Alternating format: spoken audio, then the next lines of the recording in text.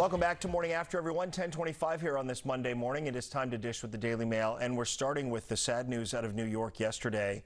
And when I saw it, I frankly couldn't believe it. And it sounds almost too cliche to say it, Alicia, that here was a young woman who seemingly had everything, every reason to be happy, and yet was suffering in some immeasurable ways and in ways that others may not have recognized for whatever reason. But that really does speak to the heart of the issue of suicide, does it not? It does. I was up all night crying and all this morning because I knew her. We're supposed to have dinner this week. You just don't know what people are going through. When I say it lit up a room, people always, talk great things when people die, but she lit up a room. And Chelsea was a lawyer, a track star, Miss USA. I mean, just a North Carolinian fellow, North Carolinian, smart, dynamic. You don't know what people are going through. So this hit hard for a lot of us. I remember it was a couple of years ago now, maybe. It seems pre-pandemic that she covered the Oscars for the first time, and she was on The Real. And she was just so full of vigor and life and embracing the opportunities that she had before her. And yet, at the same time, there were hints that she was suffering in some way with coming to terms with getting older even before she turned 30. And for those of us who are quite a bit older than that, you just want to take them and say, no, it's just beginning. It's just beginning. Please, it's just starting. Yeah, it's just starting.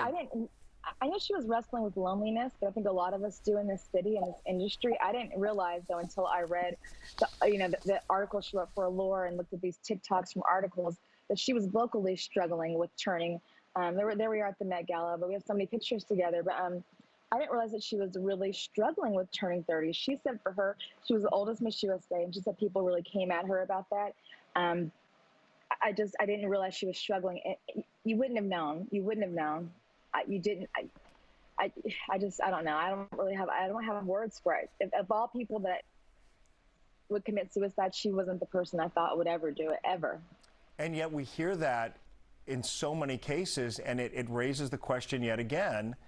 So these people hadn't died in vain. How do we learn from it, and how do we detect in others that maybe this is on course for their life? We just don't know. That to me is the most... Checking on your friends. Yeah. I could have checked in more. We were supposed to have dinner this Wednesday. Check in on your friends. She was alone in this city.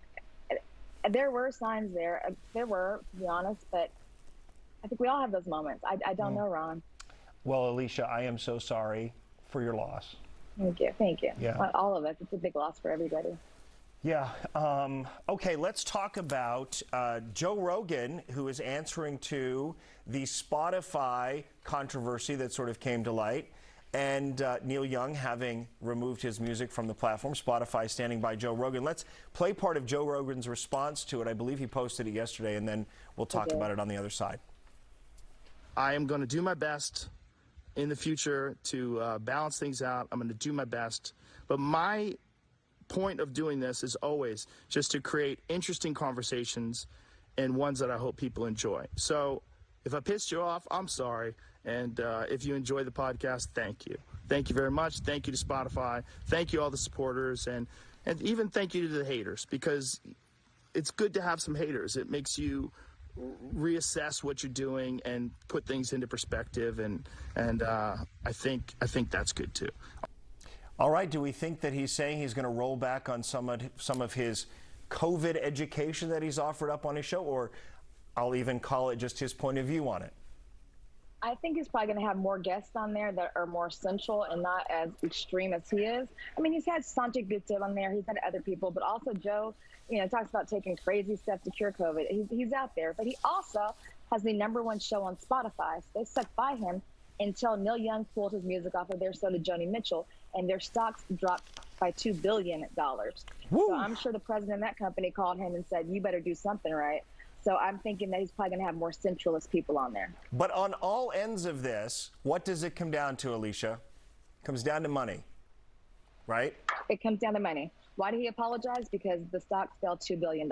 It comes down to money. Why did they stand by him? Because his viewership brought Spotify more money than Neil Young listeners. If Neil Young listeners had brought them more money than Joe Rogan's podcast, Joe Rogan would be gone.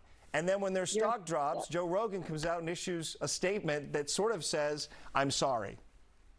You're 1,000% right. It always comes back to the money. He's been putting out this misinformation for the past couple of years, and nothing ever happened until Neil Young, who's always been an advocate. He's been somebody who's politically active, finally took a stance, and Joni Mitchell followed, and other artists followed, and it affected their stocks.